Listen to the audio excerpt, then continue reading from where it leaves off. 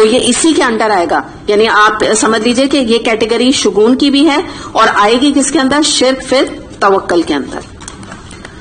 تو الحمدللہ اس کے ساتھ ہی یہ مکمل ہوئی آیت. اب ہم آ جاتے ہیں سورہ العنکبوت. بہت ہی امپورٹنٹ یہ سورہ ہے اور بڑے ہی زبردست انداز سے، جس کو کہتے ہیں نا کہ بڑے ہی روب والے انداز سے یہ سورت کا آغاز ہوتا ہے. چلیں انشاءاللہ دیکھتے ہیں. بسم اللہ الرحمن الرحیم. الف لام میم احسب الناس ان یترکوا ان یقولوا آمنا وهم لا یفتنون وَلَقَدْ فَتَنَّ الَّذِينَ مِن قَبْلِهِمْ فَلَيَعْلَمَنَّ اللَّهُ الَّذِينَ صَدَقُوا وَلَيَعْلَمَنَّ الْكَاذِبِينَ. ترجمہ دیکھتے ہیں. الف لام میم. کیا لوگوں نے یہ سمجھ رکھا ہے کہ وہ بس اتنا کہنے پر چھوڑ دیے جائیں گے کہ ہم ایمان لائے اور ان کو آزمایا نہیں جائے گا؟ حالانکہ ہم ان سب لوگوں کی آزمائش کر چکے جو ان سے پہلے گزرے ہیں. اللہ کو تو ضرور یہ دیکھنا ہے کہ سچے کون ہیں اور جھوٹے کون. تو بڑی اہم یہ آیت ہے. اس کے اوپر ہم تھوڑا سا اس کا ہسٹوریکل بیک گراؤنڈ بھی دیکھیں گے اور اس کے بعد پھر آج کے زمن میں بھی بات کریں گے. ہم سب سے پہلے ہم یہ دیکھتے ہیں کہ یہ اللہ تعالیٰ کی ایک سنت ہے جو ہمیشہ سے چلی آ رہی ہے کہ اللہ تعالیٰ اپنے مومن بندوں کی آزمائش کرتے ہیں. پہلے بھی اللہ نے ماضی میں کی، اپنے انبیاء کی بھی کی، رسولوں کی بھی کی، نبی کریم صلی اللہ علیہ وسلم کی بہت سخت آزمائش کی. اور اسی طرح سے پچھلی امتیں بھی جو گزر گئیں وہ بھی آزمائشوں سے گزری. اور آج بھی جو ہم پریزنٹ اسٹیٹ پہ مسلمان ہیں ہماری بھی آزمائش ہوگی. اس بات کو یاد رکھیے. پہلی تو ایک بہت بڑا فیکٹ ہے جو یہ سورہ ہمیں بتاتی ہے. تو اس سے ہمیں یہ بات پتہ چل رہی ہے کہ یہ گمان کرنا کہ ہم صرف زبان سے ایمان لے آئے، ہم سب کلمہ گو مسلمان ہیں، لا الہ الا اللہ محمد رسول اللہ پڑھ چکے ہم، تو بس اب یہ ہمارے لیے کافی ہے کلمہ پڑھنا. اب ہماری کوئی آزمائش نہیں ہوگی، اور اگر ہو تو ہم اس کے اوپر برا مانیں اور کہیں اللہ ہماری آزمائش کیوں کر رہا ہے. تو اللہ تعالیٰ نے یہاں پہ اس حقیقت کو کلیئر کیا اور اللہ تعالیٰ نے بتایا کہ تمہیں بغیر امتحان لیے چھوڑا نہیں جائے گا. جب تم نے کلمہ پڑھ لیا اب آگے کے سٹیپ آئیں گے. یہ تو انٹری ٹکٹ ہے، یہ تو تم داخل ہوئے ہو خالی ایک کلمہ پڑھ کے اندر. اب تمہیں بہت کچھ چیلنجز آگے فیس کرنے. تو اس میں کیا معاملہ ہے کہ جیسے کس طرح اللہ تعالیٰ آزمائے گا وہ اللہ تعالیٰ نے اس آیت میں ہمیں بتایا. مثال کے طور پہ اللہ تعالیٰ ہمارے جان و مالوں کے ذریعے سے ہماری آزمائش کرے گا. جیسے وَلَنَبْلُوَنَّكُمْ بِشَيْءٍ مِّنَ الْخَوْفِ وَالْجُوعِ وَنَقْصٍ مِّنَ الْأَمْوَالِ وَالثَّمَرَاتِ. سورہ البقرہ کی آیت یاد کر لیجئے کہ اللہ تعالیٰ تمہیں جانوں کے اور مالوں کے نقصان سے اور پھلوں کے نقصان سے اور مختلف چیزوں سے، تمہاری کمیوں سے تمہاری آزمائش کرے گا. تو بالکل یہی سمجھیے یہاں پر بات ہے. وہی آیت کو آپ یہاں لا کے بات کو اچھا سمجھیں گے کہ اللہ تعالیٰ نے ایک اصول بنایا ہے دنیا کا کہ دنیا میں رہو گے اور تمہیں جنت بھی چاہیے تو تمہیں کچھ آزمائشوں سے کچھ امتحانوں سے گزرنا پڑے گا. یہ ایک حقیقت ہے جو تم یاد رکھو. تو اب کیا ہے کہ اس کا نتیجہ کیا نکلے گا؟ کیوں اللہ تعالیٰ نے یہ طریقہ امتحان کا رکھا؟ تاکہ کھرا کھوٹا اس کا فیصلہ ہو جائے، سچے جھوٹے کا فیصلہ ہو جائے، پھر اس کے بعد مومن اور منافق کا فرق کھل کر واضح ہو جائے. تو یہ تو اللہ تعالیٰ کو ایک کرائٹیریا رکھنا تھا نا، اس لیے اللہ تعالیٰ نے یہ طریقہ کار رکھا ہے. اب ہم دیکھتے ہیں کہ جیسے اب ہم بات کر رہے ہیں نا کہ دیکھیے جو انٹری ہوتی ہے نا کہیں پر بھی آسان ہوتی ہے. جیسے مثال کے طور پہ آپ لوگ دروازے سے جب انٹر ہو رہے ہوتے ہیں تو آپ کے اوپر کوئی ذمہ داری، کوئی آبلیگیشن کچھ بھی نہیں آ رہا ہوتا. کیا آ رہا ہوتا ہے؟ کچھ بھی نہیں ہوتا نا جب تک آپ انٹر ہو رہے ہوتے ہیں. اس کے بعد جب یہاں آ کے آپ بیٹھتے ہیں تو الحمدللہ دنیا کی بہترین کتاب آپ کے ہاتھ میں آتی ہے. پھر آپ لوگ الحمدللہ نوٹس بنا رہے ہوتے ہیں، لکھ رہے ہوتے ہیں، اس کے بعد غور و فکر کر رہے ہوتے ہیں، آپ لوگ اپنا دماغ لگا رہے ہوتے ہیں. تو کچھ امپلیکیشنز آپ کے اوپر آتی ہیں نا. موبائل آپ کو الاؤ نہیں، موبائل نہ بجے، آپ لوگ کوئی آپس میں بات نہیں کر سکتے، ٹھیک ہے نا. آپ لوگ سوئے نہیں، ٹھیک ہے، چندہ نہ سو، ادھر کوئی نظر آ رہا ہے مجھے سوتا ہوا. تو جو ہے بہت ایک آپ کے اوپر آتی ہیں نا چیزیں، مشکل آپ کو لگتی ہیں بہت ساری چیزوں میں. آپ لوگ کو ایون بےچارے آپ لوگ کھانستے بھی ہیں تو وہ بھی ڈرتے ہیں کہ وہ اس ریکارڈنگ میں نہ چلی جائے. تو کتنی ساری چیزیں آپ کے اوپر آتی ہیں نا. جب تک آپ وہاں ہوتے بےچارے جو بچے لاتے ہیں تو اللہ تعالیٰ ان کے لیے آسانی کرے اور ہمارے لیے بھی آسانی کرے، ہم ان کے لیے کچھ ارینج کر سکیں. تو اس میں یہ کہ وہ بےچارے بچوں کے لاتے ہیں، وہ اپنے بچوں سے ڈرتے ہیں، آواز ہے. تو اگر آپ نوٹ کیجئے کہیں بھی کچھ کوئی بھی چیز جب آپ انٹر ہو رہے ہوتے ہیں نا آپ کے اوپر کوئی ذمہ داری کو خاص نہیں عائد ہو رہی ہوتی، لیکن دا منٹ آپ اس جگہ پر آ کر بیٹھ جاتے ہیں تو آپ کے اوپر بہت سارے ذمہ داریاں آ جاتی ہیں. پھر یہ کہ آپ نہ بھولیں فہم کرتے ہیں پھر آپ، ٹھیک ہے نا. یہ بھی تو آپ کے اوپر بہت ساری یعنی اس طرح سے ذمہ داری بڑھتی جا رہی ہے نا آپ کے اوپر. تو بالکل یہی والی بات ہے کہ دیکھیے ہم نے کلمہ پڑھ کے نا کوئی کمال نہیں کر دیا, کوئی کمال نہیں کر دیا اگر ہم کلمہ گو مسلمان ہیں, کیونکہ یہ تو ایک انٹری والی معاملہ ہے, ہم سے داخل میں. اب تو ہمیں بہت ساری ذمہ داریاں جو ہمیں آگے دیکھنی ہیں. تو ان کے حوالے سے سب سے پہلے تو میں آپ سے اس کا ہسٹوریکل بیک گراؤنڈ جو ہے نا اس کے حوالے سے ایک حدیث دیکھتے ہیں جو کہ بہت ہی پرٹیننٹ ہے. آپ سمجھیں کہ یہ اس آیت کا نزول ہی اس بات کے اوپر ہوا تھا جو حدیث میں آپ کے سامنے رکھ رہی ہوں. یہ ہم دیکھتے ہیں کہ اس آیت کی شان نزول میں روایت میں آتا ہے کہ صحابہ کرام رضی اللہ عنہم نے اس ظلم و ستم کی شکایت کی جس کا نشانہ وہ کفار مکہ کی طرف سے بنے ہوئے تھے. ٹھیک ہے, میں ورڈ ٹو ورڈ بالکل آپ کو پڑھ کے سنا رہی ہوں, صحیح بخاری میں یہ حدیث ہے. تو رسول صلی اللہ علیہ وسلم سے انہوں نے آ کے دعا کی, درخواست کی اور کہا کہ تاکہ اللہ تعالیٰ ان کی مدد فرمائے. یعنی کہا کہ آپ ہمارے لیے کچھ ایسا طریقہ اختیار کریں کہ ہمارے اوپر یہ جو تشدد ہے اور جو پریشانیاں ہیں یہ ہماری ختم ہو.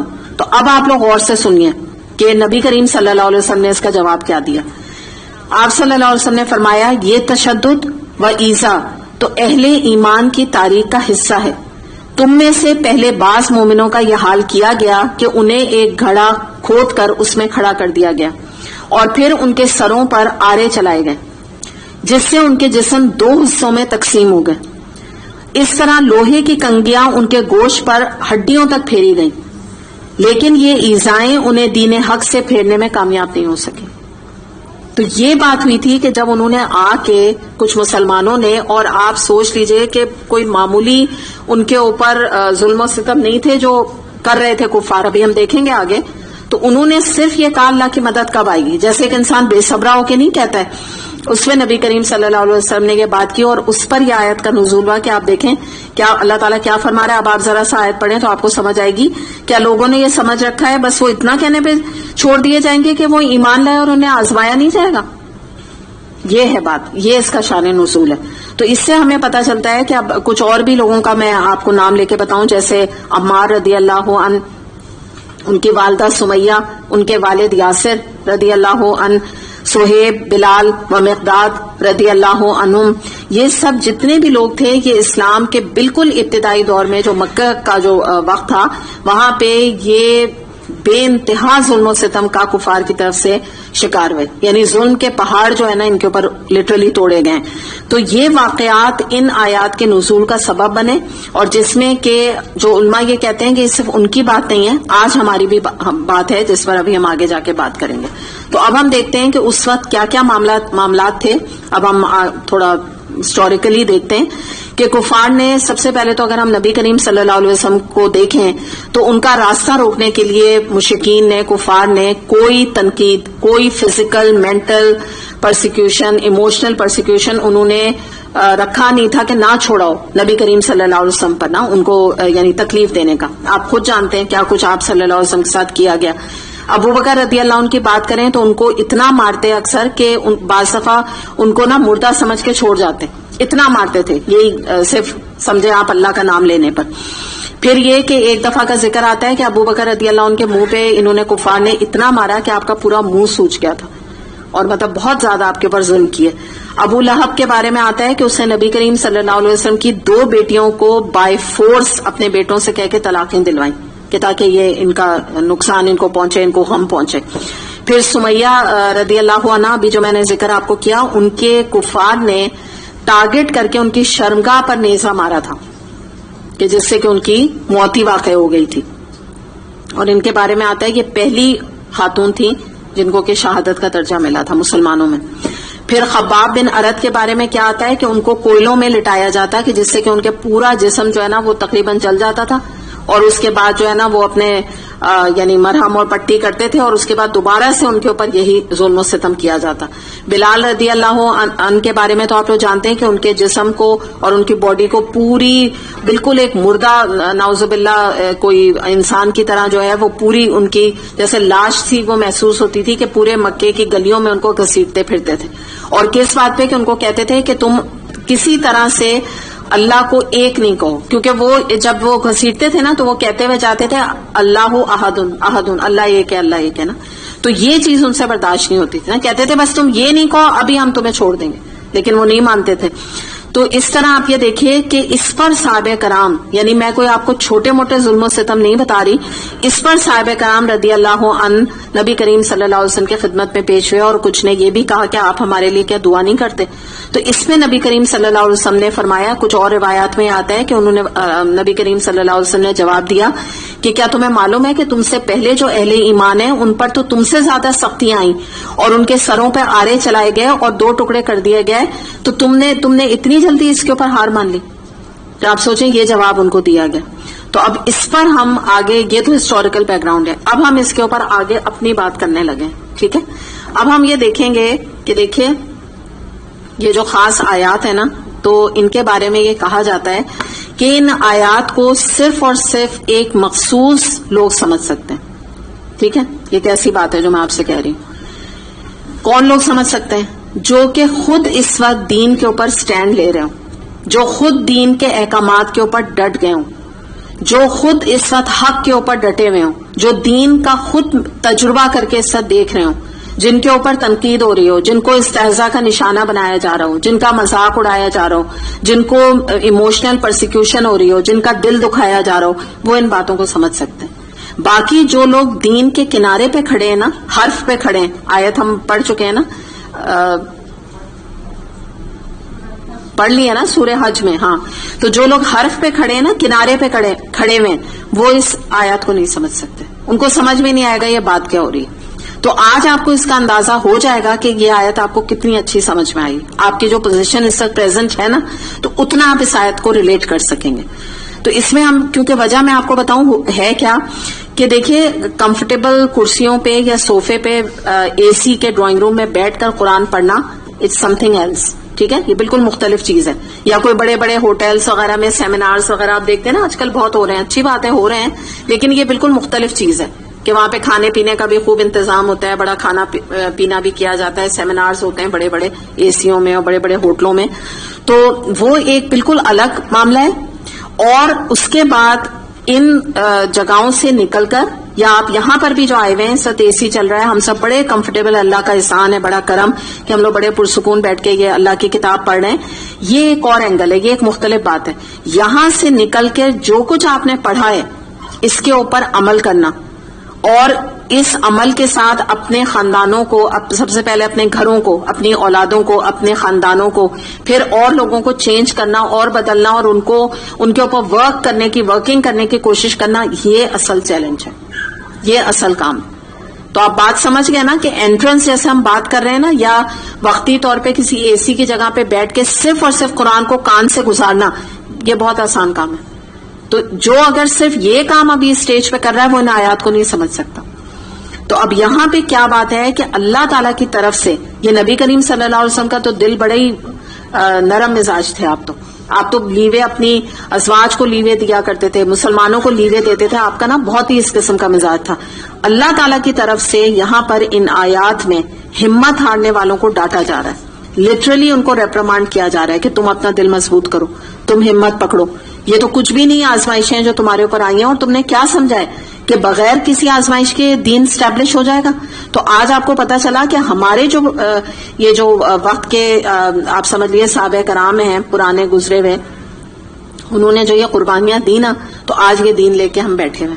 آج یہ قرآن ہم اس طرح سے آرام سے پڑھ رہے ہیں کہ آج آپ یہ اس بات کی گواہی دے سکتے ہیں کہ ہم میں سے کوئی بھی اللہ کا حکم اپنا لے، ایسا تو اس کے اوپر آزمائش نہیں آتی، ایسی تو نہیں آتی ہے نا. حقیقت ہے نا. ہم میں سے کس کو جو ہے وہ اس طرح سے کوئلوں پہ لٹایا جائے گا اگر ہم قرآن پڑھیں گے؟ اللہ نہ کرے، نہیں ہے نا یہ آزمائش. تو یہ سیکریفائس کا کریڈٹ کسے ملا جب انہوں نے کل دی؟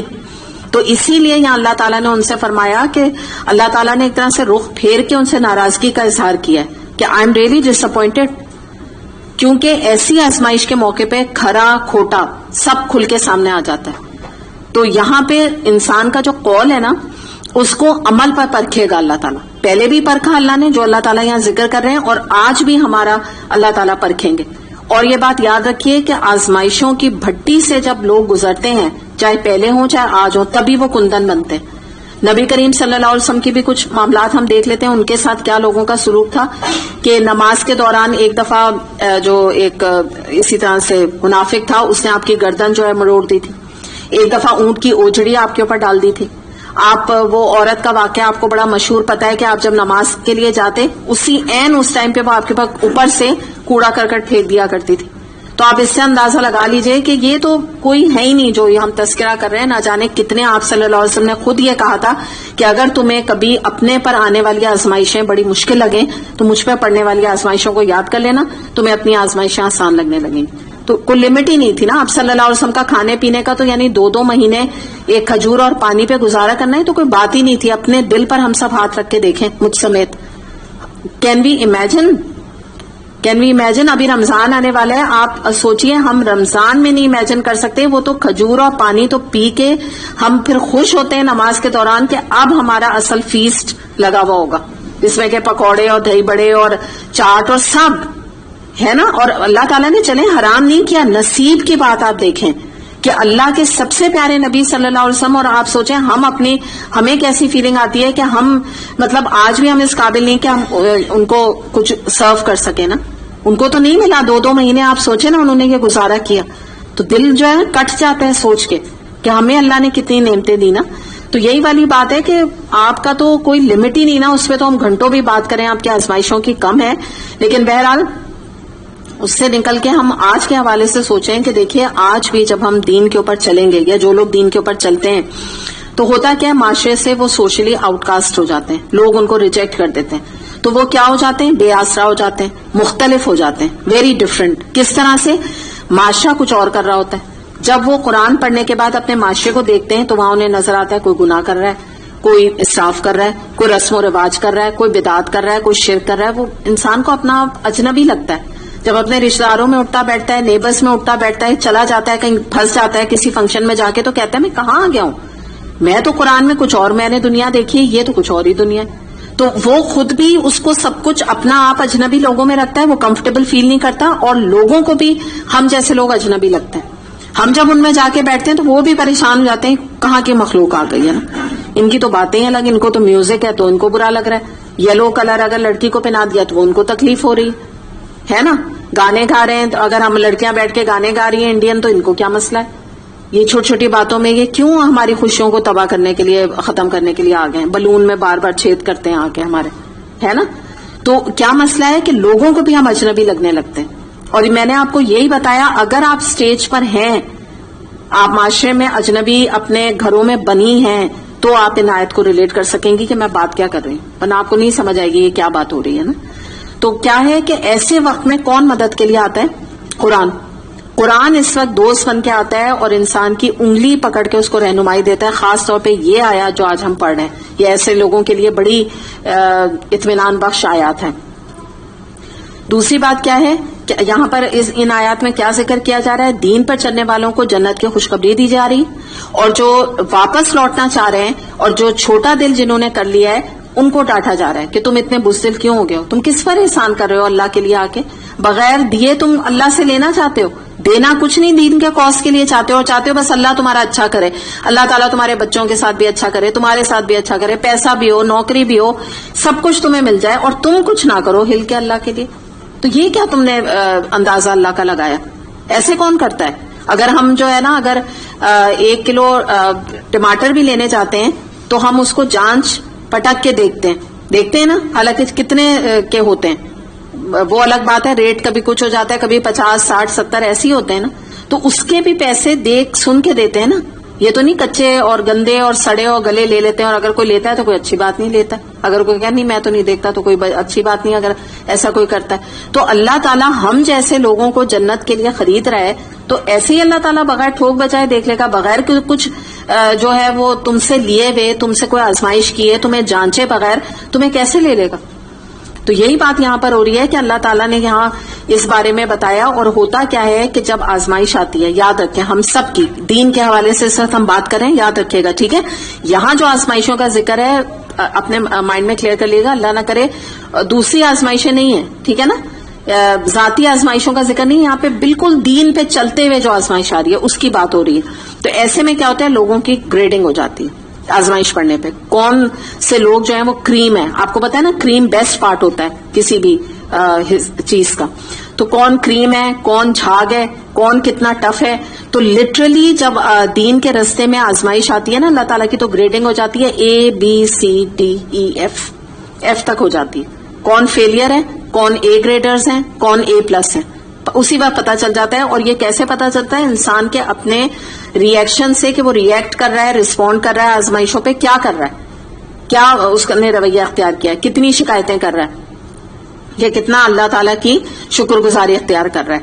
اچھا, اب یہاں پر ہم یہ دیکھتے ہیں کہ ایک لیڈر کا بھی یہاں پر ایک بتایا جا رہا ہے طرز عمل نبی کریم صلی اللہ علیہ وسلم کی ذات میں. ٹھیک ہے نا, نبی کریم صلی اللہ علیہ وسلم نے جب انہوں نے اپنے آزمائش کا ذکر کیا تو آپ لوگ پہلے مجھے بتائیے آپ کو کیا فیلنگ آئی, انہوں نے کیا, نبی کریم صلی اللہ علیہ وسلم نے کس طرح اس معاملے کو دیکھا؟ کوئی بتائے گا مجھے؟ بینا.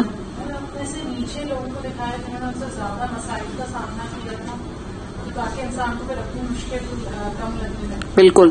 تو آپ کو کہیں لگا کہ نبی کریم صلی اللہ علیہ وسلم نے کہا او بالکل میں ابھی تم لوگ پہ بڑا ظلم ہو رہا ہے, میں ابھی تمہارے لیے جو ہے نا میں اللہ تعالیٰ سے بات کرتا ہوں اور تم لوگ سب گھر میں بیٹھ جاؤ, بس کوئی تم لوگ کو نہیں ضرورت ہے کوئی آزمائشیں سہنے کی؟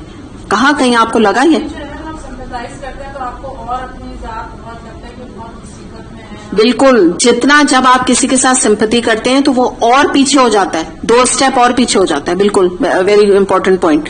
تو اب ہم یہاں دیکھتے ہیں کہ لیڈر کا ایک نبی کریم صلی اللہ علیہ وسلم نے اس وقت ایک حکمت کا رویہ اختیار کیا, حالانکہ بحیثیت نبی صلی اللہ علیہ وسلم کا کیا دل نہیں کٹتا تھا؟ آپ کو بھی اندازہ ہے کہ کتنا شدید آپ کو دکھ پہنچتا تھا ان باتوں سے, لیکن اس کے باوجود یہاں پر آپ نے دین پر چلنے والوں پر ترس نہیں کھایا, آپ نے ان کو بک اپ کیا, آپ نے ان کے مصائب پر صبر کی تلقین کی. تو آج ہمیں بھی یہ سبق ملتا ہے کہ اگر دین پر چلنے والے اگر کسی سے رائے لیں, یعنی ان میں آپ بھی آ جاتے ہیں, آپ کے یعنی جو متعلقین میں سے کوئی دین پہ چل رہا ہے اور وہ آپ کو آ کے کوئی کمپلین کرتا ہے کہ میرے فلاں مسئلے, میرے فلاں مسائل, میں اب قرآن کا کورس نہیں کر سکتی, اب میں مزید یہاں نہیں آ سکتی, اب میں سیگریگیشن نہیں کر سکتی, میرے لیے بڑی مشکل ہے, میں میلاد کا میں جانا, میں بدعت نہیں چھوڑ سکتی, میرے پر یہ پریشر ہے. تو یہ کرنے کا کام نہیں ہے ایک لیڈر کو, جن میں کہ آپ بھی سب ہیں, ہم سب ہیں, میں بھی انکلوڈ ہوں, اور آپ سب بھی ایک لیول تک ہیں نا, اپنے اپنے گھر کے آپ دیکھنے والے ہیں نا, جس کو کہتے ہیں کہ حکمران, جس کو ہم کہتے ہیں نا کہ ایک ہیڈ ہیں, ہیڈ پوزیشن پر آپ لوگ بھی ہیں. تو ایسے میں کبھی بھی لوگوں کے مسئلوں کو بہت انٹرٹین نہ کریں, جس کو ہم کہتے ہیں نا کہ ان کے بڑے مسئلوں کو چھوٹا بنا دیں. اور یہ ان کے ساتھ کیا ہے, یہ ان کے ساتھ ایک طرح سے احسان ہے, ان کے ساتھ وہ سلوک ہے جو یہاں پہ نبی کریم صلی اللہ علیہ وسلم نے ہمیں سکھایا. مثال کے طور پہ کوئی آپ کو کہتا ہے کہ میں نے اسکارف پہنا, مجھے فلاں نے ننجا کہہ دیا, میں نہیں, آپ کی بیٹی رو رہی ہے, میں تو اب آئندہ نہیں پہنوں گی. ایک طریقہ کیا ہوتا ہے آپ کہ ہاں بیٹا اس نے ایسے تمہیں کہا, اس نے ایسے کہا, میں تو یہ لڑوں گی اس سے اور یہ کروں گی, اور تم چھوڑو ابھی یہاں نہیں پہنو, جب تھوڑے حالات ٹھیک ہو جائیں گے نا, جب صحیح ہو جائیں گے تب تم پہنا. آئی انڈرسٹینڈ یو کہ تم کس پریشر سے گزری ہو. نہیں, نو وے. آپ کو کہنا ہے یہ تمہارا رونا جو ہے کہ اللہ تمہارا رونا دیکھ رہا ہے کہ تمہیں کتنا اجر و ثواب ملا ہے, اور تمہیں اور اسٹرانگ ہونا ہے, تمہیں اور زیادہ جو ہے وہ پکا مومن بننا ہے, جس کو ہم کہتے ہیں نا کہ ڈونٹ بی اے سوری مسلم, تمہیں پراؤڈ مسلم بننا ہے, بالکل بھی نہیں چھوڑنا, اور پہنو. تو یہ انداز ہمیں یہاں سکھایا جا رہا ہے نا. اگر کسی نے قرآن پڑھنے پر ایکسٹریمسٹ کہہ دیا, کہہ دے کوئی بات نہیں, ٹھیک ہے نا, آپ کہیں کوئی بات نہیں, تو کیا ہوا, یہ کیا کہہ دیا, اس میں کیا بات ہے. کوئی آپ سے کہے کہ فلاں سیگریگیشن ہم نہیں کرنے دے رہے ہیں, ہمارے خاندان والے ناراض ہو گئے, کہتے ہیں کہ ٹھیک ہے کوئی بات نہیں, آپ ان کو حکمت سے اور آسان طریقے سے ان کو بات سمجھا دیں, ان کے ساتھ سلوک خراب نہیں کریں, ان کے ساتھ بدتمیزی نہیں کریں, لیکن کرنا کیا ہے جو اللہ نے حکم دیا. اور اللہ نے ہمیں بااختیار بنایا, ہمیں کوئی ہمارے اوپر ایک چینیں نہیں لٹکائی ہوئی ہیں رشتے داروں کے ساتھ کہ ان کو لے کے چینوں کے ساتھ چلنا ہے, جہاں ہم جا رہے ہیں وہ بھی ہمارے پیچھے آ رہے ہیں, ایسا کوئی نہیں ہوتا. ہم سب اپنی اپنی زندگیاں انڈیپینڈنٹ جی رہے ہیں, کوئی نہیں کسی کا کچھ کر سکتا ہے نا یہ بات. جب ہم پیسہ خرچ کرتے ہیں تو کیا ہو جاتا ہے, تب بھی ہم اپنی مرضی سے کرتے ہیں. کوئی کچھ یعنی کوئی کسی کو دے دیتا ہے, مدد دے دیتا ہے, یا جب پیسہ اڑاتے ہیں تب بھی اپنی مرضی سے کرتے ہیں, اور سادگی کرتے ہیں تو بھی اپنی مرضی سے کرتے ہیں. تو یہ تو ہم نے وہ کہتے ہیں نا کہ دوسروں کے کندھوں پہ بندوقیں رکھ کے چلا رہے ہیں ہم, ادروائز کوئی مسئلہ ایسا سچ ہوتا نہیں ہے. تو بہرحال یہاں پہ یہ بتایا جا رہا ہے کہ ایک سپورٹ سسٹم بنائے انسان. جو لوگ دین پہ نئے آنے والے ہیں ان کو سیلف پٹی کا شکار نہ ہونے دے کہ ہائے تمہارے ساتھ بہت برا ہو رہا ہے. اور جو یہ فتن والی بات آ رہی ہے نا کہ یہ پہلے آزمائے گئے، تو اس سے مراد یہ ہوتا ہے کہ ایسا فتنہ، ایسی ٹرائل جو کہ کسوٹی بن جائے. کسوٹی کیا ہوتا ہے کہ جو کرائٹیرین، آپ نے ورڈ سنا ہے نا کرائٹیرین یا کسوٹی، جو کہ حق اور باطل کا فرق واضح کر دے. تو یہ جو یہاں پر بات آ رہی ہے نا کہ ولا قد فتنا،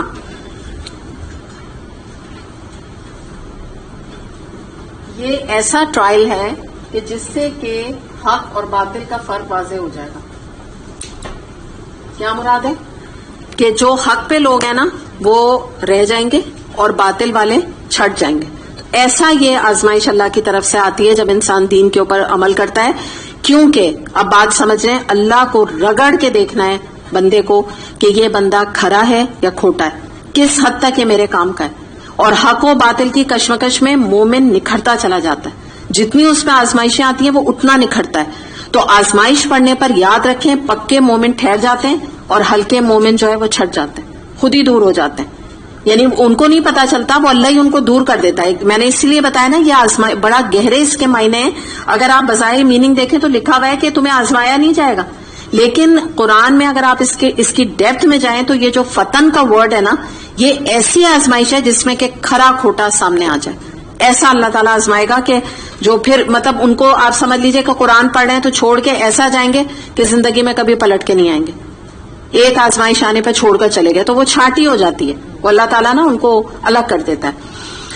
اس طرح آپ دیکھیں کہ اب ہم اگر اس طرح سوچیں تو ہمیں آج کسی نے خباب بن ارد کی طرح جلتے کوئلوں پہ لٹایا، یا ہم سوچ سکتے ہیں لٹائے گا اس کسی کی ہمت ہے. بلال رضی اللہ عنہ کی طرح مکے کی گلیوں میں گھسیٹا یا یہاں کی گلیوں میں. تو یہ چھوٹی چھوٹی باتوں پہ شکوے شکایت کرنا اللہ تعالیٰ کو پسند نہیں ہے. یہ مزاج جو ہے نا اسلام ہمیں نہیں سکھاتا. اور اس کے بارے میں سورہ آل عمران آیت نمبر 142 میں تقریباً یہی آیت ہے، آپ اس کو دیکھ لیجئے کہ اللہ تعالیٰ اس میں فرماتے ہیں کیا تم نے سمجھ لیا کہ جنت میں تم داخل ہو جاؤ گے، حالانکہ ابھی اللہ نے تو دیکھا ہی نہیں کہ تم میں سے جہاد میں جان لڑانے والے اور پامردی دکھانے والے کون لوگ ہیں. تم نے سمجھا ایسے ہی تم جنت میں چلے جاؤ گے، ابھی تو اللہ تعالیٰ نے تمہیں چیک ہی نہیں کیا، آزمائش ہی نہیں کی. تو بالکل تقریباً اسی طرح کی آیت ہے. تو اس میں ہم دیکھتے ہیں کہ کچے رنگ والے، کچے ایمان والے، ہلکے ایمان والے بڑی جلدی چھٹ جاتے ہیں دین سے. آتے ہیں دین میں بڑی بعض دفعہ تیزی سے، لیکن اتنی تیزی سے واپس نکل جاتے ہیں. تو یہ کون لوگ ہوتے ہیں جو دین میں دنیاوی فائدوں کے لیے آتے ہیں، کوئی ویسٹڈ انٹرسٹ کے لیے آتے ہیں، کوئی شہرت کے لیے آتے ہیں. تو ہوتا کیا ہے بڑے جلدی مایوس ہو جاتے ہیں، الٹے قدم لوٹ کے چلے جاتے ہیں. جبکہ جو مومن ہوتا ہے نا وہ تو صبر اور استقامت کا پہاڑ ہوتا ہے، اس کے اندر ڈٹرمنیشن ہوتا ہے. اور جو صحابہ کرام نے ایکچولی ظلم سہے، تو اس بات کو انڈرسٹینڈ کر لیجئے کہ اللہ تعالیٰ نے کوئی پسند نہیں تھا ان کے اوپر ظلم کرنا، لیکن وہ پائونیئرز تھے. اگر پائونیئرز جو ہیں وہ غیر معمولی لوگ نہ ہوں، ایکسٹرا آرڈنری لوگ نہ ہوں، تو آگے کی کیسے مسلمان کوئی بڑے کام کریں گے جب وہ اپنے پچھلوں کو ہی دیکھیں گے کہ انہوں نے کوئی خاص کام نہیں کیا.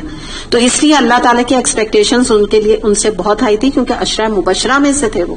ان کے لیے تو جنت لکھ دی گئی تھی. تو جب جنت دنیا میں لکھ دی گئی تو پھر مقابلہ بھی ان کا بڑا سخت تھا اللہ کے ساتھ معاملہ ان کا. اور وہ رول ماڈل تھے. ان کو پیچھے آج ہم دیکھیں نا، ہم اس وقت ہم نے آدھے سے زیادہ مثالیں ان کی دی ہیں. آپ بتائیں، ساری مثالیں ان کی موجود ہیں، کیونکہ ہم اس قابل ہی نہیں ہیں. ہم تو اتنے ہلکے، اتنے چھوٹے لوگ ہیں. ہماری تو آزمائشیں بھی اتنی بڑی نہیں کہ ہم ان کی مثالیں دینا. کیا بڑی آزمائشیں ہماری ہیں نا، تو ہم مثالیں انہی کی دے رہے ہیں. اس لیے اللہ تعالیٰ نے یہ طریقہ اختیار کیا. تو صبر کی ڈیفینیشن بھی ہم یہاں دیکھ لیتے ہیں جو ہمارے اوپر بھی پوری اترتی ہے. جیسے ہم کہتے رہتے ہیں نا فلاں کو صبر کرو، دین کے اوپر صبر کرو، کسی کی موت کے اوپر صبر کرو، کوئی نقصان پہ صبر کرو. تو اس کی ڈیفینیشن ہم دیکھتے ہیں. نبی کریم صلی اللہ علیہ وسلم نے فرمایا کہ جو بندہ کسی جانی یا مالی نقصان یا مصیبت میں مبتلا ہو اور وہ کسی سے اس کا اظہار نہ کرے، نہ لوگوں سے شکوہ شکایت کرے، تو اللہ تعالیٰ کا ذمہ ہے کہ اللہ تعالیٰ اسے بخش دیں گے. اسے طبرانی نے روایت کیا. یعنی پتا کیا چلا کہ تم پہ جب آزمائشیں آئیں یا کسی پر آئیں تو طریقہ کار صبر کا کیا ہے کہ اس کو معاملے کو انسان ڈیل کرے، لیکن اللہ سے ڈائریکٹ بات کرے، اللہ سے تہجد میں روئے، اللہ سے نمازوں کے بعد رو کے اپنی غم کا اظہار اللہ کے سامنے کرے، لوگوں سے شکوہ شکایت نہ کرتا پھرے. یہ ایکچولی صبر کے منافی ہے اور یہ صبر نہیں ہے. ہمارا معاملہ یہ ہوتا ہے کہ ہم اللہ کے علاوہ ساری دنیا میں مشہور کرتے ہیں دیکھو میرے ساتھ کیا ہوا, دیکھو میرا کیا مسئلہ ہو گیا, فلاں میرا بیمار ہے, فلاں میں بیمار ہوں, میرا فلاں یہ مسئلہ ہو گیا, وہ مسئلہ. ہم یہ نہیں سوچتے کسی کو کیا انٹرسٹ ہے ہمارے مسئلے سے. ہو سکتا ہے جس کو آپ اپنا مسئلہ بتا رہے ہو وہ جب آپ سے بات کر رہا ہو اس کا آپ سے بھی بڑا مسئلہ ہو, لیکن کیونکہ اس کے اندر صبر ہے تو وہ کسی کو مینشن ہی نہیں کر رہا. ہمیشہ یہ بات یاد رکھا کریں, جب آپ کسی کو کوئی بات بتا رہے ہیں آپ کو نہیں پتا اس کے دل میں, اس کے گھر میں کیا ہو رہا ہے اس وقت. تو بعض دفعہ کیا ہوتا ہے, انسان بہت اپنے لوگوں سے بعض دفعہ مسئلوں کا اظہار کرتا ہے, وہ خود شرمندہ ہو جاتا ہے اپنے آپ میں, کیونکہ دوسرا انسان اس کی قدر ہی نہیں کرتا.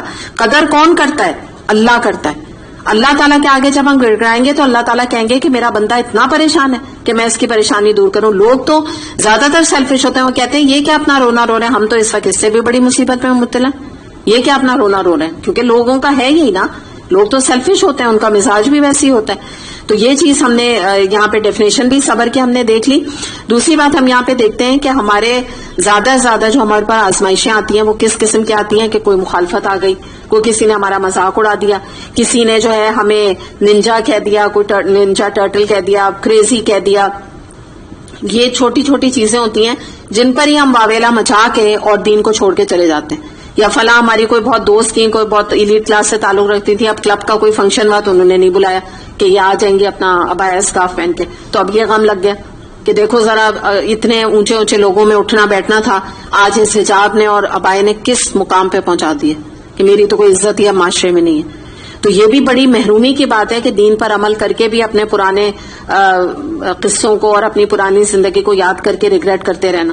تو ظاہر ہے اب آپ جب آپ نے راستہ چینج کیا ہے تو مینٹلی پریپیئر رہیں کہ اب آپ کی صحبت بھی بدلے گی, اور بدلنی چاہیے. اگر آپ اپنے آپ کو بدل کے ابھی بھی انہی جیسے لوگوں میں اٹھنا بیٹھنا اپنا رکھ رہے ہیں دن رات کا, تو یہ معاملہ تو ویسے بھی نہیں چلے گا. یہاں میں یہ نہیں کہہ رہی قطع تعلق ہی کر لیں, اگر آپ نے وہ کی تو آپ لوگوں کو پیغام کیسے دیں گے, لیکن اگر وہ آپ سے دور بھاگ رہے ہیں تو آپ کیوں ان کے پیچھے پیچھے بھاگ رہے ہیں؟ آپ کوئی اور راستہ اختیار کر لیں. اب آپ جب آپ نے اپنا پورا ہی اباؤٹ ٹرن کر لیا ہے تو ہر طرف سے اباؤٹ ٹرن ہوگا نا, یہ تو ایک نارمل بات ہے. نبی کریم صلی اللہ علیہ وسلم نے فرمایا کہ خالق کی معصیت میں مخلوق کی اطاعت نہیں ہو سکتی, اسے مشکات نے روایت کی ہے. یہ بھی ایک کرائیٹیریا یہاں دے دیا گیا کہ اگر کوئی کہتا ہے کہ میرے سسرال والے مجھے فلاں دین پہ عمل نہیں کرنے دیتے, میرے ہسبینڈ میرے سر کور کرنے نہیں دیتے, فلاں مجھے قرآن پڑھنے نہیں دیتا, یا میں اپنی بدعات نہیں چھوڑ سکتی کیونکہ ہمارے سسرال میں ہماری ساس نے یہی ہمیشہ کیا, تو اللہ تعالیٰ نے نبی کریم صلی اللہ علیہ وسلم کے ذریعے سے رول بتا دیا کہ خالق کی معصیت میں مخلوق کی اطاعت نہیں ہوگی. خالق کون ہے؟ اللہ تعالیٰ. پیدا کرنے والا کی معصیت کرتے ہوئے یہ سوچ کے معصیت کرنا کہ میں مخلوق کی بات مان رہی ہوں, یہ تو ویسے بھی فارمولا کیسا ہے, فلاپ فارمولا ہے. اس فارمولے سے کیا نکلے گا آپ خود بھی بات سمجھ سکتے ہیں کہ خالق کو نیچے کر دیا, مخلوق کو اونچا کر دیا, یہ کیا اللہ کا حق ادا کیا. تو یہ بھی بہت امپورٹنٹ بات ہے کہ ہمیشہ اس بات کو یاد رکھیں کہ کوئی بھی آپ کے سامنے چیلنج آتا ہے اس وقت بات کس کی اونچی ہونی چاہیے؟ اللہ رب العزت کی. آگے دیکھتے ہیں آیت نمبر 4. ابھی بھی تھوڑا سا یہ کنٹینیو ہوگا یہی ٹاپک. ام حسب الذین یعملون السیئات ان یسبقونا ساء ما یحکمون, کیا وہ لوگ جو بری حرکتیں کر رہے ہیں یہ سمجھے بیٹھے ہیں کہ وہ ہم سے بازی لے جائیں گے؟ بڑا غلط حکم ہے جو وہ لگا رہے ہیں. یعنی مراد کیا ہے یہاں پہ؟ اشارہ ہے ابو لہب کی طرف, ابو جہل کی طرف, امیہ بن خلف کی طرف, عبداللہ بن ابئی کی طرف, کہ یہ جو سب ظلم کر رہے تھے. تو یہاں پہ بتایا جا رہا ہے, اللہ تعالیٰ فرما رہے ہیں کہ انہوں نے کیا سمجھا کہ تم جو مسلمانوں کو ستا رہے ہو, جو مسلمانوں کو پریشان کر رہے ہو, ان کو فزیکل اور مینٹل ان کے اوپر ظلم و ستم ڈھا رہے ہو, تو تم اللہ کی پکڑ سے بے خوف ہو گئے ہو آج. تو تم فکر نہ کرو, تم جب کل اللہ سے ملو گے تو تم بہت پچھتاؤ گے. اور ان کی جو آج یہ ہم سے بھاگ رہے ہیں یا یہ ان کو کھلا چھوڑا ہوا ہے مکے میں اللہ تعالیٰ نے, تو یہ ضرور اللہ کی گرفت میں آئیں گے. اور اللہ کے بارے میں جو ان کا گمان ہے وہ بڑا ہی ہلکا اندازہ انہوں نے لگایا ہے.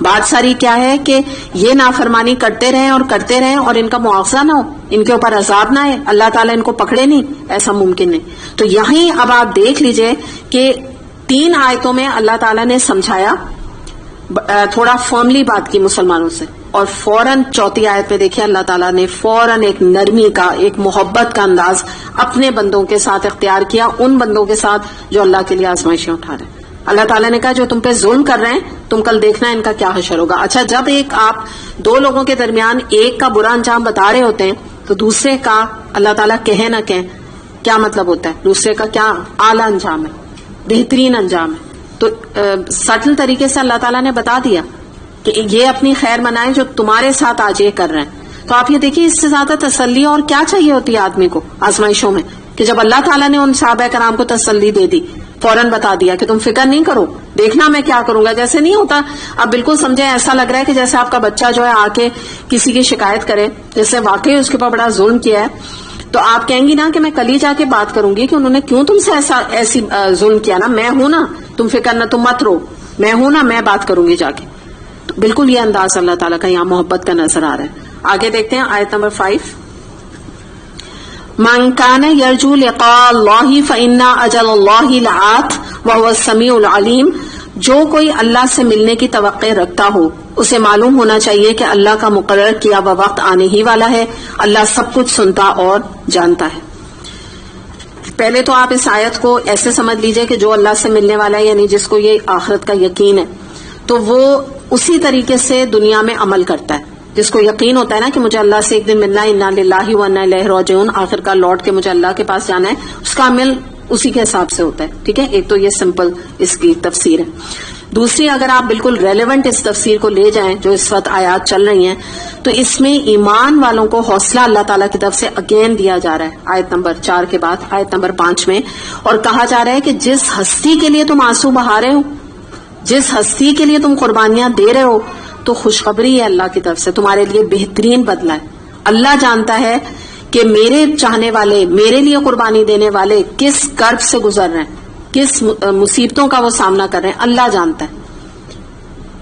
صبر و امید سے تم اس کو برداشت کرو. اور جو یہاں پہ بات آ رہی ہے نا کہ اس کو یہ توقع جو رکھتا ہے اسے معلوم ہونا چاہیے کہ اللہ کا وقت بہت جلدی آنے والا ہے، یعنی اللہ کا صلہ تمہیں بہترین ملنے والا ہے. آخرت میں تمہیں اللہ اتنی نعمتیں تمہاری صبر کی دے گا کہ تمہارا دل خوش ہو جائے گا. یعنی مراد کیا ہے کہ جسے آخرت کا یقین ہوتا ہے، اب ہم تھوڑا سا اس والے بھی اینگل پہ بات کرتے ہیں، تو وہ کیا کرتا ہے، وہ اپنی پرائیورٹی دنیا میں عمل صالح پہ رکھتا ہے نا، کیونکہ اسے پتا ہوتا ہے مجھے لوٹ کے اللہ کے پاس جانا ہے. آپ بھی اگر اس وقت بیٹھ کے آج قرآن پڑھنے آئی بھی ہیں، آپ کو اپنی آخرت کی فکر ہے، آپ کے ذہن میں ہے نہیں ہے، لیکن بات ساری یہی ہے، آپ کو پتا ہے مجھے لوٹ کے اللہ کے پاس جانا ہے، وہ خود بخود انکلائنڈ اللہ کی طرف ہوتا ہے نا. تو یہی اللہ تعالیٰ فرما رہے ہیں کہ جو دنیا میں رہ کے اللہ سے امید لگائے گا تو وہ قیامت کے دن مایوس نہیں ہوگا، کیونکہ قیامت ایک ایسی دن ہے جس دن عدالت حتمی طور پہ قائم ہوگی.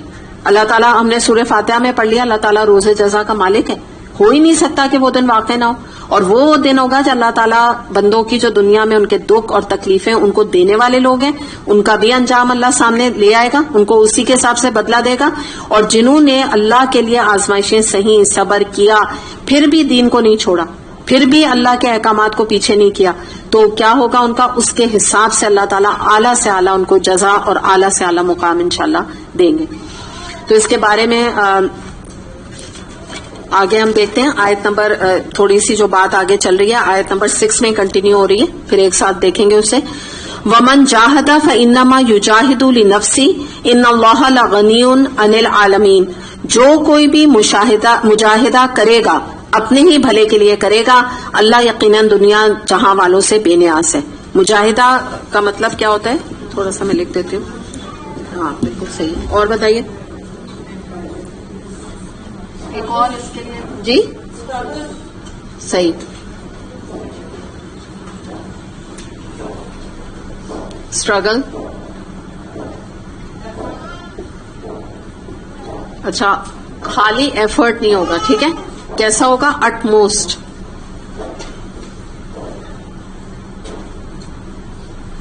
حتی الامکان جیسے کہتے ہیں نا، اتنا ایفرٹ کرنا. تو اب یہاں پہ کیا بتایا جا رہا ہے کہ سب سے پہلے اللہ تعالیٰ نے جو فرمایا نا کہ جو مجاہدہ کرے گا وہ اپنے بھلے کے لیے کرے گا، اللہ جو ہے وہ دنیا والوں سے بے نیاز ہے. تو سب سے پہلے اللہ کی بے نیازی کے حوالے سے ہم دیکھتے ہیں کہ نبی کریم صلی اللہ علیہ وسلم نے فرمایا، اے میرے بندوں، یہ حدیث قدسی ہے، اللہ تعالیٰ فرماتا ہے کہ اے میرے بندوں، اگر تم سب کے سب اگلے اور پچھلے انسان اور جن اپنے میں سے کسی گنہگار سے گنہگار شخص کے دل کی طرح ہو جاؤ، تب بھی میری بادشاہت میں کوئی کمی نہیں ہوگی. اسے مسلم نے روایت کیا. یعنی مراد یہ ہے کہ اللہ معاف کرے کہ کوئی سب دنیا میں چاہیں کہ ہم کافر ہو جائیں، ہم اللہ نہ کرے، اللہ کی نافرمانی کریں، تو یاد رکھو اللہ کی بادشاہت میں کوئی کمی نہیں ہوگی. یہی اللہ تعالیٰ نے فرمایا نا کہ تمہارا اپنا فائدہ ہے. کیا اللہ تعالیٰ فرما رہے ہیں؟ جو کوئی کوشش کرے گا، جو کوئی مجاہدہ کرے گا، وہ اپنے لیے کرے گا. It's your own credit. اگر تم اللہ کی راہ میں کوشش نہیں کرو گے، مجاہدہ نہیں کرو گے، اٹس یور اون ڈیبٹ، تمہارا اپنا نقصان ہے. اس کے بعد پھر ہم یہ دیکھتے ہیں کہ اب ہم تھوڑا سا اس کی تفسیر دیکھتے ہیں کہ بات یہاں کیا آ رہی ہے. بڑی امپورٹنٹ آیت ہے یہ. اب تقریباً وہی آیات ہیں، اسی کا آپ سمجھ لیے بار بار ریپیٹ ہو کے آئی ہے کہ دیکھیں جو لوگ دین پر چلتے ہوئے سیلف پٹی کا شکار ہوتے ہیں ان کو یہاں وارن کیا جا رہا ہے کہ تم تھوڑا سا رکو اور تم یہ دیکھو کہ تم کس کے لیے قربانی دے رہے ہو، تم کس کے لیے قرآن کے علم حاصل کر رہے ہو، تم کس کے لیے سر کور کر رہے ہو، تم نے کس کی خاطر سیگریگیشن کی، تم نے مسجد میں نکاح کس کی خاطر کیا. ان سب کا جواب کیا ہے؟ اللہ کی خاطر. تو جب تم اللہ کے لیے کر رہے ہو، اللہ سے امید لگا رہے ہو، تو ایک بات یاد رکھو، یہاں پہ اس حقیقت کو بتایا جا رہا ہے کہ یہ سب کام کرنے کے لیے تم کر تو اللہ کے لیے رہے ہو، لیکن فائدہ کس کا ہے؟ تمہارا اپنا، اللہ کا کوئی فائدہ نہیں. یہی بات بتائی نا، اس کو کلیئر کیا جا رہا ہے. جتنا تم ثابت قدم رہو گے اتنے تم کامیاب ہوگے. اللہ کو تمہاری ضرورت نہیں ہے، تم جنت کی قیمت دے رہے ہو. ہم سب کیا کر رہے ہیں؟ ہم پے کر رہے ہیں، آزمائشیں سہ کر، یہاں کے آزمائشوں کو برداشت کر کے، اپنی مرضی کے خلاف کچھ احکامات اللہ کے مان کر بیسکلی ہم جنت کی قیمت دے رہے ہیں. ہم پیمنٹ کر رہے ہیں، ہمارا فائدہ ہے، ہمیں جنت چاہیے. ٹھیک ہے نا؟ اللہ تعالیٰ کو تو نہیں. اللہ تعالیٰ تو نعوذ باللہ ہمارا محتاج نہیں ہے، ہم اللہ کے محتاج ہیں نا. تو حق و باطل کی جب کشمکش سامنے آتی ہے، جب میں فتن کے ورڈ یاد کر لیجئے جو میں نے آپ کو بتائی تھی، تو اس کشمکش میں جو اللہ کی راہ میں استقامت اور صبر کے ساتھ چلتے رہتے ہیں وہی کامیاب ہوتے ہیں. ایک اور بہت امپورٹنٹ بات میں آپ کو بتاؤں. آپ دیکھیں کہ اگر کوئی ایک بچہ ہے اور وہ ایک یونی میں پڑھتا ہے اور اس کا کوئی امتحان ہی نہیں لیا جاتا، ٹھیک ہے، سارے بچے پیپر دے رہے ہیں اور وہ ایگزام نہیں دیتا، کیا ریزن ہو سکتا ہے؟ ٹھیک ہے، تیاری نہیں. اور نہیں نقصان تو ہے، امتحان کو اہمیت نہیں دے رہا نا. تو اب آپ یہ مجھے بتائیں کہ جس کا امتحان نہیں لیا جا رہا وہ کیا ہے؟ ہم لوگ اپنے آج کے زمانے میں بچے اس کو کیا کہتے ہیں؟ ہاں یہ تو آپ کہہ رہے ہیں نا، کیا بولتے ہیں؟ لوزر کہتے ہیں نا. آج کل کے بچے ایسی باتیں کرتے ہیں نا، فیلئر. ٹھیک ہے، پورا یعنی آپ سمجھ لیجئے کہ کوئی فیوچر نہیں اس کا. صحیح جا رہا ہے، یونی جا رہا ہے، کوئی نہ امتحان دے رہا ہے نہ اسے لیا جا رہا ہے. لیا کیا سے میں مراد میری کیا ہے کہ کس کو کیا پڑھی ہے غرض؟ کوئی ان کے پرنسپل کو کیا پڑھی ہے؟ وہ کیا روئیں آ کے یا بیک کریں آ کے ان کے ماں باپ سے پلیز آپ کا بیٹا پیپر دے دے؟ وائے ان کو کیا پرواہ ہے؟ نہ دے. ٹھیک ہے نا، وہ خود بھی نہیں دے رہا. تو کس قدر بد نصیب ہے. تو خوش قسمت ہے وہ شخص جس کا امتحان لیا جا رہا ہے اور وہ فلائنگ کلر سے اس کو پاس کر رہا ہے. جب امتحان لیا جائے گا تو اس کا آگے کریئر بنے گا نا، تب اس کا فیوچر بنے گا. تو اسی حساب سے آپ یہ دیکھ لیجئے کہ اللہ تعالیٰ نے جو ہمارے لیے امتحان رکھا ہے، وجہ یہ کہ اللہ تعالیٰ اسی کے حساب سے ہمیں جنت کے درجات دے گا، اس لیے ہمارا امتحان ہے. اور ایک اور یہاں پر اینگل ہم دیکھ لیتے ہیں کہ کبھی بھی جب ہم دین میں ہوں، اب ہم جب دین میں آ گئے اور ہمیں خیال آ رہا ہے کہ ہمارے اوپر یہ آزمائش آئی اور ہم دین کا کام کر رہے ہیں، تو کبھی بھی اپنی کامیابی یا دین کے کام کے اوپر ذرہ برابر بھی انسان فخر نہ کرے کہ میں 10 سال سے فلاں کام کر رہی ہوں، میں 10 سال سے قرآن پڑھا رہی ہوں، میں 10 سال سے قرآن کی کلاس اٹینڈ کر رہی ہوں. ورنہ کیا ہوگا کہ انسان جو ہے وہ ایک ٹریپ سے نکل کے شیطان کے دوسرے ٹریپ میں جا گرے گا. یعنی تکبر پیدا ہو جائے گا اس بات کا کہ میں نے بڑی آزمائشیں سہی، میں بڑی آزمائشیں دین کے لیے میں نے قربانیاں دی. اب پتہ کیا چلا، درس دیتے دیتے یا اللہ کی بات بتاتے بتاتے اپنی جو ہے وہ پرانی زندگی کے تذکرے اور اپنی قربانیوں کے تذکرے شروع کر دیے. تو یہ چیز کیا ہو گئی؟ دکھاوا، ریاکاری. ابھی ہم نے قارون کا حشر دیکھا تھا، یہی تو مسئلہ تھا. تو بڑا ہی بیلنس ایٹیٹیوڈ رکھنا ہے. اگر اللہ کی راہ میں قربانی بھی دی ہے تو اس کا ذکر نہیں کرنا ہے. کون سی کوئی بڑا ہم نے کام کر دیے ہیں کہ ان کا ذکر جو ہے کر کر کے لوگوں کو بتانا کہ بس میں ہی جانتی ہوں کہ کیسے قرآن پڑھا، میں ہی جانتی ہوں کہ کس طرح میں نے قرآن پہ عمل کیا، میں جانتی ہوں کیسے بچوں کے نکاح جو ہے وہ مسجد میں کیے. تو یہ جو چیز ہے وہ ایک اور ٹریپ میں پھنس گئے. ٹھیک ہے، آزمائشیں سیلی، بڑے اچھے فلائنگ کلر سے کامیاب ہو گئے. اگلا شیطان نے کدھر سے گھسیٹ نکالا؟ دکھاوا، ریاکاری، شرک خفی، شرف الاخلاص. ابھی ہم نے تھوڑی دیر پہلے کیٹیگری یہ دیکھی تھی. تو یہ چیز جو ہے نا پھر انسان کی نا تکبر اور خود پسندی اور عجب کا باعث بھی بن جاتی ہے. تو یہ ہم سب کو یہ بھی اوائڈ کرنا ہے کہ اپنی آزمائشوں کا ذکر ہمیں کوئی ضرورت نہیں ہے کہ ہم لوگوں کے سامنے کرتے پھریں, کنٹین کریں. بہت سارے لوگ جو ہوتے ہیں, میں نے آپ کو بتایا کہ ان پہ نہ جانے کیا کیا گزر رہی ہوتی ہے, وہ آپ کو پتا بھی نہیں چلے گا کہ کیا ان کے مسائل ہیں. اچھا, اب میں آپ سے یہاں 1 منٹ کے لیے روک کے ہم کمپیئر ہم نے تو کر لیا نا کہ صحابہ کرام کے اوپر کیا آزمائشیں تھیں, دیکھ بھی لیا ہم نے نا. اب ہم دیکھتے ہیں کہ ہماری کیا آزمائشیں ہوتی ہیں. بیسکلی ہماری بیسکلی ہوتی ہیں کہ فلاں مذاق اڑا دے گا, فلاں ناراض ہو جائے گا, پیئر پریشر, پھر بچے ناراض ہو جائیں گے کہ امی کو اس حال حلیے میں دیکھ کے, باپ کو مسجد جاتے دیکھ کے نا بچے کہیں گے ہم کچھ کرتے ہیں یہ کیا ہماری انسلٹ فرینڈز کے سامنے کرا دی. پھر خاندان کا پریشر ہے, رسم و رواج کا پریشر ہے, فلاں مجھ پہ تنقید کر دے گا, ہو سکتا ہے ہسبینڈ ناراض ہو جائیں.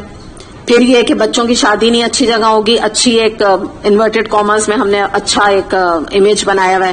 پھر سسرال کا پریشر بہت ہے بھائی, یہ مطلب آزمائشیں سمجھتے ہیں. پھر ہم کہتے ہیں ہم سوشلی آؤٹ کاسٹ ہو جائیں گے, لوگ ہم سے فرینڈشپ چھوڑ دیں گے, لوگ کیا کہیں گے, یہ سب سے بڑا یہ پریشر ہے. اور ایک اور جو بڑی بات رسم و رواج کے صورت میں کہی جاتی ہے, بڑی آسان بات کہہ دی جاتی ہے کہ اگر رسم و رواج نہیں کی تو خاندان میں ناک کٹ جائے گی. تو ناک جو ہوتی ہے اس کی مجھے سمجھ نہیں آتی کیسے کٹ سکتی ہے نا, تو ناک کٹ جائے گی. تو یہ ٹوٹل ہماری آزمائش ہے. ٹھیک ہے, کوئی اور آپ لوگ بھی ایڈ کر دیجئے, کچھ رہ گئی اور کیا ہے ہو سکتی, کہہ رہی ہیں بس بہت ہو گئی. صحیح ہے, واقعی حقیقت ہے. اس سے زیادہ کیا ہیں کوئی وہ والی ہیں جو صحابہ کرام پر آئی ہیں. تو اس سے آپ اندازہ لگا لیجئے کہ یہ ہماری چیلنجز ہیں, یہ ہماری آزمائش ہے جس کا رونا دن رات ہم روتے ہیں. تو ہمیں زیب دیتا ہے یہ رونا؟ نہیں دیتا ہمیں. ٹھیک ہے نا, ہم اپنا کمپیئر کریں صحابہ کرام سے تو ہمیں زیب نہیں دیتا. اور اگر کوئی ان کے اوپر کوئی آپ کو بک اپ کرے اور آپ کو کھینچ کے دین سے پیچھے لے جائے تو وہ آپ کا دوست ہے یا آپ کا دشمن ہے؟ دشمن ہے. یاد رکھیے گا, اگر دین پہ آپ اچھے خاصے دین پہ چل رہے ہیں اور آپ نے اپنا رونا گایا, جو کہ ہوتا ہے, دیکھیں انسان چلتا ہے کبھی تھک جاتا ہے. طریقہ کیا ہوتا ہے, تھوڑی دیر سستا لے پھر کھڑا ہو جائے. ٹھیک, لیکن یہ نہیں کوئی عقل مند یہ مشورہ دے گا کہ تم ایسا کرو بس بالکل ہی اب پیچھے چلے جاؤ, فلائٹ ہی چینج کر لو اپنی. تو اگر کوئی ایسا مشورہ دے رہا ہے تو وہ آپ کا دوست نہیں ہے, وہ آپ کو دین پر سے گھسیٹ کے پیچھے لے کے جا رہا ہے. تو اور ایک بات یاد رکھیں, اس کو پلے باندھ لیں کہ ایک دفعہ اگر کمپرومائز کا آپ نے راستہ اختیار کیا تو آپ کمپرومائز کرتے چلے جائیں گے. کبھی اسٹینڈ آپ لے نہیں سکیں گے, کبھی جہاد نہیں کر سکیں گے, کبھی صبر نہیں کر سکیں گے. کمپرومائز ایسی بری چیز ہے دین میں, دین کی بات میں کر رہی ہوں. اچھا, اب اس کی مثال میں آپ کو دوں, آپ بہت اچھی طرح بات سمجھیں گے. ایک بچے کے اندر بڑا پوٹینشیل ہے, بہت انٹیلیجنٹ بچہ ہے, اس کے اگر میتھس میں 10 آؤٹ آف 10 اس کے 9 آتے ہیں تو ہم اس کو پیرنٹس ہیں یا اس کے ٹیچرز ہیں وہ کہیں گے تمہارا 1 مارک بھی کیسے کم آیا, I was not expecting, I am really shocked. اس کا حشر ہو جائے کر دیں گے. ٹھیک ہے. اچھا, ایک عام سا بچہ ہے, ایوریج بچہ ہے, اس کا 10 میں سے 6 آتا ہے تو ماں اس کو گلے لگائے گی, کہے گی ویری گڈ. ہم اپنے ہسبینڈ شام کہیں کہ اللہ کا شکر اس کا 6 آ گیا, میں تو کہہ رہی تھی اس کا 4 بھی آئے تو مشکل تھا, پتہ نہیں کیسے 6 آ گیا, بس ایسے یہ پاس ہو جائے نا, بس اسی طرح ہو جائے کرے, بس یہ ہوگا نا کیونکہ وہ ایوریج ہے. تو یہی بات یاد رکھیں کہ یہاں پر اپنا جائزہ لیں. اسی طرح سے ہم اپنے درجات کے لحاظ سے جو ہم دین کے کام کر رہے ہیں نا, ہماری بھی ایسی اللہ تعالیٰ گریڈنگ کرتا ہے. تو ہم میں سے جو زیادہ دین پر ہے, جو زیادہ دین کا کام کر رہا ہے, اس کی آزمائش بھی زیادہ ہے. اور اگر وہ اس میں پھر فیل ہوتا ہے تو وہ اللہ تعالیٰ کا بھی اس پہ کوشچن ہوتا ہے, جیسے صحابہ کرام کا معاملہ ہے. آپ اپنے کو چھوڑیں, آپ صحابہ کرام پر لے جائیں تو ان کے تو اگر 10 میں سے 9 بھی آ رہے تھے تو اللہ تعالیٰ نے ان سے سوال کیا کہ کیوں آئے, 9 بھی کیوں آئے. ہمارا یہ معاملہ نہیں ہے, ہمارے تو 4 اور 3 اور 2 بھی آ جائے نا تو بس غنیمت ہے. ایسا معاملہ ہے ہمارا, کیونکہ ہمارا لیول ہی یہ معاملہ ہمارا چلتا ہے. اور اب میں یہاں آپ کو ایک جائزہ انٹروسپیکشن ہوتا ہے نا, تو وہ جائزہ لینے کے لیے آپ ایک چیز اپنے آپ کو ضرور دیکھیں کہ اگر آپ پہلے دین کے زیادہ کام کرتے تھے, اللہ نے آپ کو دین کے زیادہ کام کرنے کی توفیق دی تھی, آپ پہلے مثال کے طور پہ فہم بھی کرتی تھیں, ٹھیک ہے, اور آپ اور زیادہ ریگولر تھیں, اور زیادہ پنکچوئل تھیں. ہر ایک اپنے اپنے دیکھیں, میں اپنا دیکھوں, آپ اپنا دیکھیں, اور میں بھی اپنا دیکھوں کہ میرے جو میں دین کے کام کر رہی ہوں زیادہ ہو گئے ہیں میرے کہ کم ہو گئے. تو یہاں سے ہمیں پتا چلے گا کہ اگر ایک ایک کر کے ہمارے کام کم ہوتے چلے جا رہے ہیں, ہم کاموں کو چھوڑتے جا رہے ہیں. یا اگر آپ اپنی مثال لیں تو پہلے آپ بہت ریگولر آتی تھی, اب آپ ریگولر ہو گئی. پہلے آپ فہم کا پرچہ بڑا ریگولر دیا کرتی تھی, اب آپ کبھی دیتی ہیں کبھی نہیں دیتی, آئی جاتی ہیں کبھی نہیں آتی, فرائیڈے کو آتی ہیں تو سیٹرڈے نہیں آتی. اگر آپ کی جو عمل ہے وہ بیکورڈ جا رہا ہے, ٹھیک ہے, آپ کی پروگرس بیکورڈ جا رہی ہے, تو اٹ از الارمنگ. یہاں پہ برنگ سلام بچ رہا ہے. صحیح ہے. وجہ کیا ہے؟ گریجولی توفیق چھن رہی ہے آپ سے دین کے کام کی. تو اب آپ مجھے بتا دیجئے کہ پہلے آپ کس کے لیے کر رہی تھی؟ کس کے لیے؟ اللہ کے لیے کر رہی تھی, ٹھیک ہے. اب جو ہے توفیق کون چھین رہا ہے؟ اللہ چھین رہا ہے. ریزن کیا ہے؟ آپ حق ادا نہیں کر رہے, یا دوسری بات کیا ہے کہ اب آپ خود پیچھے بیکورڈ جا رہے ہیں نا. میں نے بھی آپ کو کیا بتایا, بیکورڈ جانا, جو جب انسان بیکورڈ جانے لگتا ہے تو پھر اللہ تعالیٰ بھی اس سے, جب آپ اللہ کے کام کو ریجیکٹ کریں گے تو اللہ بھی آپ کو ریجیکٹ کر دے گا, ٹھیک ہے. اللہ تعالیٰ بھی پیچھے لے جائے گا. تو یہ بڑی امپورٹنٹ چیزیں ہمیں یہاں دیکھنے کی ضرورت ہے. اور یہاں پہ ہم دوبارہ اس بات کو دیکھ لیتے ہیں کہ لیڈر کا کام یہ ہے کہ لیڈر جو ہے, یا جیسے نبی کریم صلی اللہ علیہ وسلم تھے, یا آپ کے جو بھی انڈر انفلوئنس لوگ آتے ہیں, تو ان کو آپ مصائب میں صبر کی تلقین کریں, چاہے وہ بڑا مصائب ہوں, چاہے چھوٹے ہوں, چاہے اسکارف پہننے کی بات ہو, اور ان کو یہ بات بتائیں کہ دیکھو اگر اللہ کے پاس ویکینسی موجود ہے, اللہ کے پاس جو ہے وہ جاب اپارچونٹی ہے, آپ سب کے لیے بھی ہے, لیکن اگر آج ہم خود جو ہے اپنی جاب کے اوپر لات ماریں گے اور ہم خود اپنی جاب چھوڑ کے گھر میں بیٹھ جائیں گے, تو نقصان کس کا ہے؟ انسان خود دیکھ لے, ٹھیک ہے. اللہ تعالیٰ نے تو اپارچونٹی دی, اللہ تعالیٰ نے آج ذرائع بھی دی, اللہ تعالیٰ نے بہت آسانیاں رکھ دی. کوئی آج یہ نہیں کہہ سکتا کہ ہمیں بڑے مسائل ہیں, بڑے مشکل ہیں, ہم تو قرآن پڑھ ہی نہیں سکے. کوئی کل جا کے اللہ تعالیٰ کو یہ نہیں کہہ سکے گا. اور ایک اور بات یاد رکھیے کہ اگر آج ہم آگے نہیں قرآن پڑھنے کے لیے بیٹھیں گے, اگر آج ہم آگے بڑھ کے دین کا کام نہیں کریں گے, تو اللہ تعالیٰ ہمارے علاوہ دوسرے لوگ اٹھا دے گا. اللہ تعالیٰ کو لوگوں کی کمی نہیں ہے.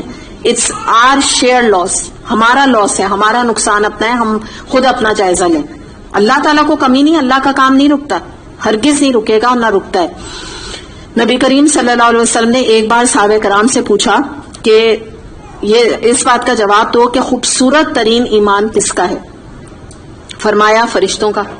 آپ صلی اللہ علیہ وسلم نے فرمایا کہ نہیں. پھر وہ بولے کہ رسولوں کا ہے. آپ صلی اللہ علیہ وسلم نے جواب دیا کہ نہیں. تو انہوں نے فرمایا کہ پھر ہمارا ہے, یعنی تیسرے کون کیٹیگری بھی؟ صحابہ کرام رضی اللہ عنہ. انہوں نے کہا پھر صحابہ کرام یعنی ہمارا ایمان ہے سب سے خوبصورت. آپ صلی اللہ علیہ وسلم نے فرمایا کہ نہیں, بلکہ ان کا ایمان جو میری صحبت نہ پائیں گے مگر صحیفوں کو پڑھ کر مجھ پر ایمان لائیں گے. صحیفے کیا ہیں؟ قرآن کا ذکر ہے نا, تو وہ پڑھ کر مجھ پر ایمان لائیں گے. تو آپ نے کیا فرمایا؟ خوبصورت ترین ایمان ان کا ہے. تو آلدو ابھی ہم پڑھ رہے ہیں کہ صحابہ کرام کا مقام بہت بلند ہے, صحابہ کرام نے بہت سیکریفائسز دی, وہ عشرہ مبشرہ میں سے شامل تھے, لیکن اس کے باوجود آپ دیکھیے کہ نبی کریم صلی اللہ علیہ وسلم نے کیسے کمپنسیٹ کیا. خوبصورت ایمان کی جب بات کی تو وہ یہ کی, کیونکہ آج ہم نبی کریم صلی اللہ علیہ وسلم کو دیکھ نہیں رہے, لیکن ان کی محبت سے ہمارا دل تڑپتا ہے نا. ہمیں ان کی محبت اور اللہ کی محبت سے الحمدللہ ہم سرشار جو رہتا ہے. تو اللہ تعالیٰ نے فرما دیا کہ خوبصورت ایمان تو اسی کا ہے, کیونکہ وہ بن دیکھے مجھ پہ ایمان لایا, بن دیکھے مجھ سے وہ محبت کر رہا ہے. تو یہ خوشخبری ہے بالکل بہت بڑی. حسن بصری نے, آپ نے سنا ہوگا کہ ایک میرا خیال ہے تبع تابعین میں سے ہیں یا اس کے بعد کے عرصے کے ہیں یہ بزرگ. تو ان کا کہنا یہ ہے, قول ہے ان کا, کہ آدمی جہاد کرتا ہے خواہ ایک دفعہ بھی وہ تلوار نہ چلائے. بات سمجھ آئی؟ ہم سب جہاد کر رہے ہیں, کیا ہمارے ہاتھوں میں تلواریں ہیں؟ ضروری نہیں ہے تلوار چلائیں. تو ایک جہاد کیا پتہ چلا, ہماری اپنی زندگیوں کا میں بھی بہت سارے جہاد ہم اپنی زندگی میں کر رہے ہوتے ہیں. ہاں وہ بات الگ ہے, ہمارا لیول کم ہے, ہمارے جہاد بھی چھوٹے موٹے, وہ بات الگ ہے. ہمارا لیول صحابہ کرام کے برابر نہیں ہے. چلیں آگے دیکھتے ہیں آیت نمبر 7. جی جی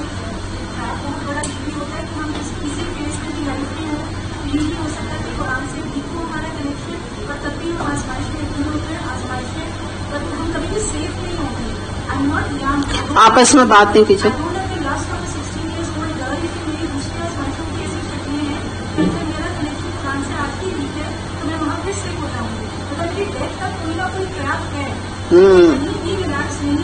بالکل بالکل